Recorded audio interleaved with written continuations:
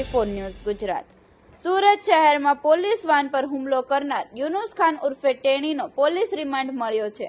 હુમલાની ઘટનાને લઈને પોલીસ દ્વારા રિકન્સ્ટ્રક્શનનું કામ શરૂ કરવામાં આવ્યું છે। યુનુસ ખાન જે પરિસ્થિતિમાં પોલીસ વાનના કર્મચારીઓને જાનથી મારવાનો પ્રયાસ કરી રહ્યો હતો, હવે એ પોલીસ રિમાન્ડ પર છે।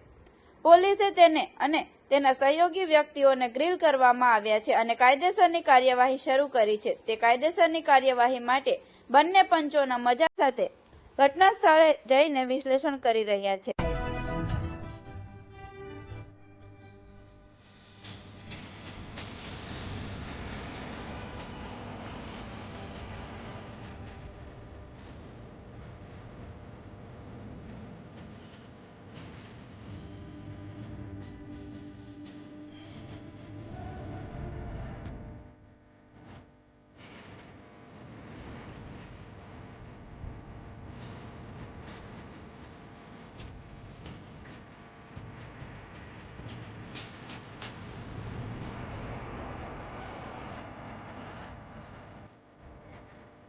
આવા અવનવા સમાચાર જોવા માટે જોતા રહો P24 ન્યૂઝ ગુજરાત।